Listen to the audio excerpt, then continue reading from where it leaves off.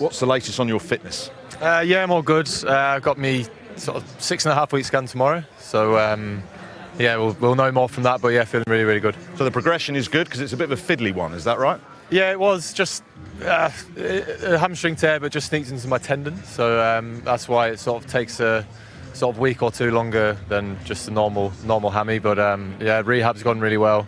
So hopefully tomorrow everything gets the all clear and we can start pushing it a bit more. So if you do get the all clear, does that mean you're a chance to bowl in that first test in Pakistan, or is that me getting ahead of myself? Yeah, I think that's you getting ahead of yourself. Obviously, I've been like 6.5 weeks now of just sort of walking and doing stuff in the gym.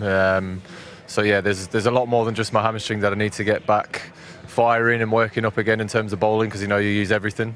So I need to get that all right to make sure that I don't do any more damage to any other parts of my body. Well, before we look ahead to Pakistan, can we look back on the test summer? How would you assess how it went?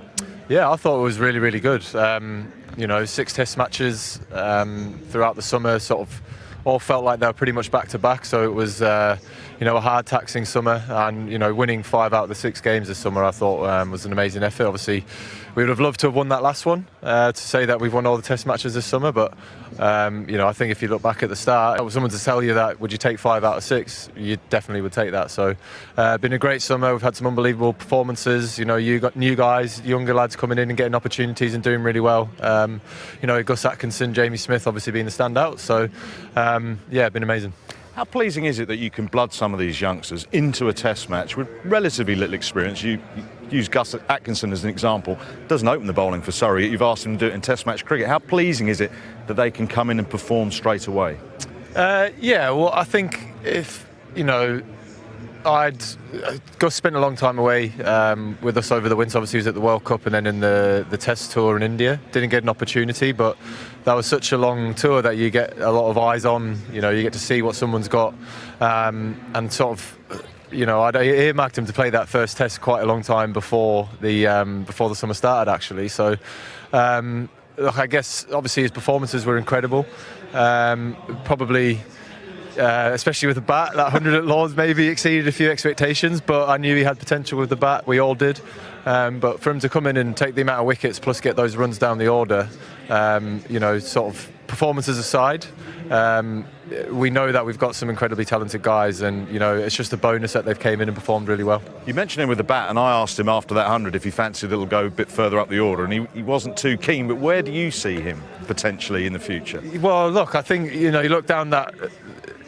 Having a longer batting lineup always helps, and having someone with Gus's ability down there to come in around 8 or 9 filtering around there is massive. Lower order runs are so important in Test match cricket, and it's one thing that he's always wanted to improve on, and getting a taste of success so early on with the bat will obviously push him to work even harder and harder on it. But the one thing with it is we say, please don't start thinking like you're a top order batter now, because that's when sometimes it can go the other way. But he's got a natural ability to be able to hit the ball hard, to be able to score runs, and he wants to put the bowlers under pressure. So that's one thing you encourage him never to lose and not overcomplicate, because that 100 he got was proper batting, technique and power and all that kind of stuff. So now he's done it in international cricket. It's one of those where he knows that he can do it, and obviously he will always try and work on his batting just as much as his bowling. One of the big calls you had to make at the start of the summer was to move on from Johnny Bairstow and bring in Jamie Smith. He said to me that his biggest challenge is going to be when he's having to bat with the lower order. He seems to have met that pretty much head on. What's impressed you with him? Yeah, I think, one of the most impressive things I think that I've seen so early on in his career is his ability to be able to read the situation for such a young and inexperienced cricketer at international level. I think you look at his debut knock at Lords, where we were under a bit of pressure, where I think we were 180 for 5 maybe, and he just got himself in. He sort of spent time out in the middle to understand what the wicket was doing, and just played his natural game, which is always going to be scoring quickly. I think that he's just that's his natural way. But then as soon as we sort of lost the lower order and the bowlers started to come in, you could see he was able to flick that switch very, very quickly. And having that ability, I think, is, it's incredible to have that game sense, which comes so naturally to him.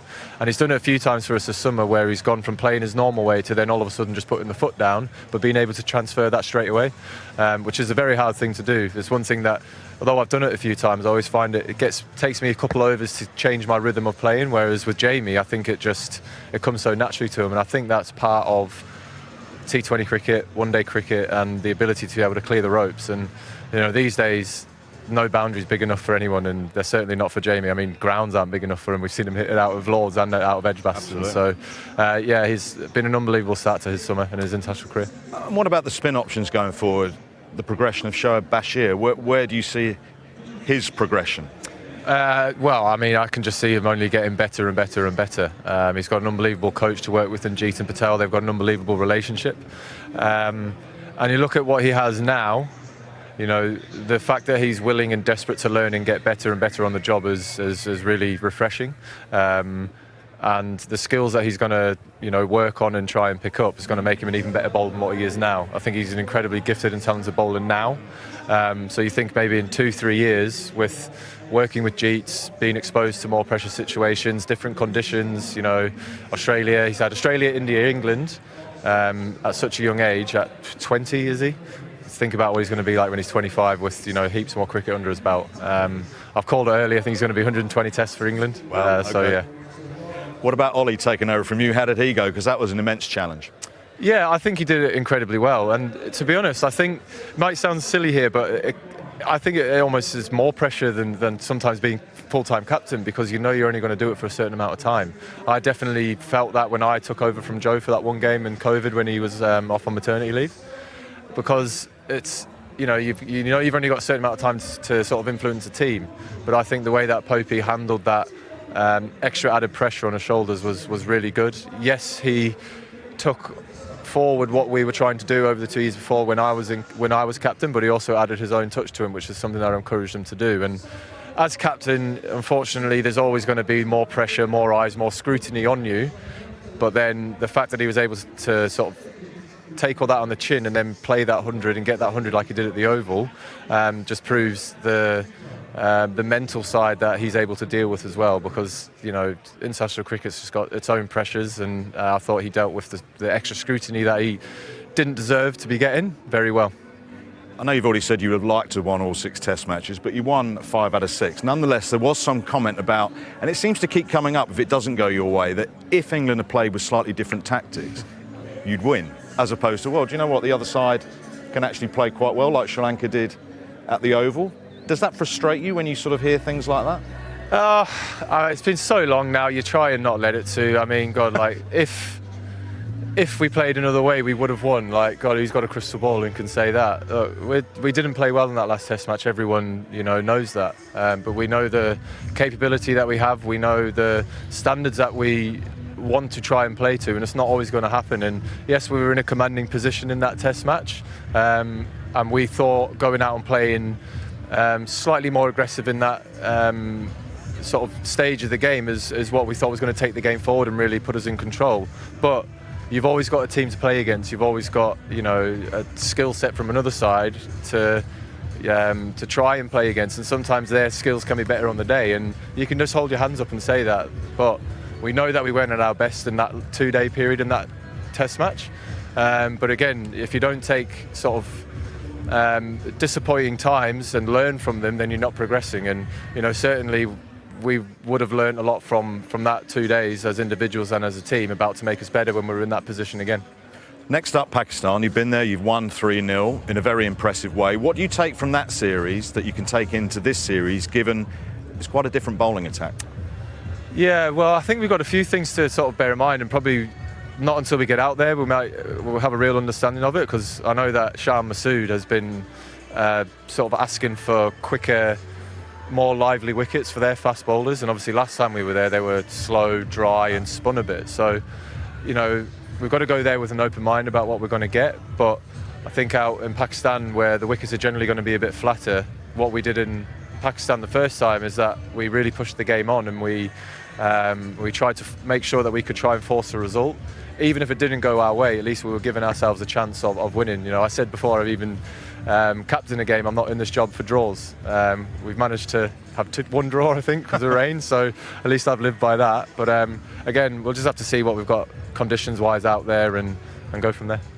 Brendan will be with you for Pakistan, and then in the new year he's obviously taken over the white ball coach. I mean, I'm sure you're delighted for him. Is there any bit of concern that, hey, that's my man leaving with the test side? No, absolutely not. He asked me about that. I had to keep my mouth shut for a while because I knew a long time before it was going to be announced. But if you know, I'm a cricket fan. I'm a massive English cricket fan, and I want all the teams to be doing as well as each other. If there was any selfishness about me, I would have come at that angle, saying, "Nah, you need to be with us. There's going to be too much time away." But I think it's an amazing opportunity for the white ball team to experience what Baz has brought to the Test team. He's an incredible coach. He speaks with utter commitment and really believes in what he's saying and what he's trying to deliver, and he inspires you to go out and play in that way.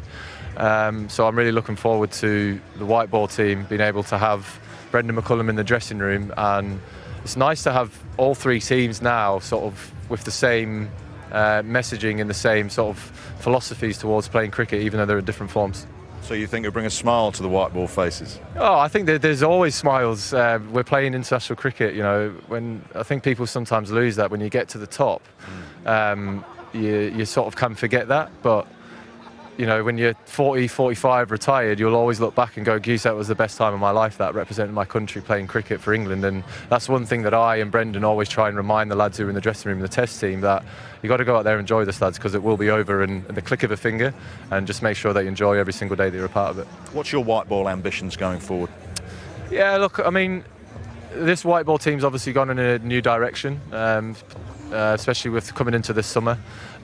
We've seen some unbelievable talent come through. Just to point out one, Jake Bethel. I think he's going to be a superstar. I've played a lot of white ball cricket for England. Very happy and very content with what I've achieved in that form of the game. And if I am part of the white ball team's plans going forward in any way, shape or form, great. But then also, I'm fine if I'm not, because that means that someone else is coming through and is doing really well. So it's one of those where if I get the call and say, like, do you want to come and play, then obviously it's definitely going to be a yes. But I'm not going to be too disappointed if I don't, because it means that someone's coming in and doing really well, and then I can just sit back and watch everyone else go out and smack it. Baz is going to be tapping you up though, surely. To be honest, we've not even spoken about anything like that whatsoever. I think he's just letting me concentrate on what I need to concentrate on, especially with around the Test team, and then when that time comes or that conversation comes, then we'll see.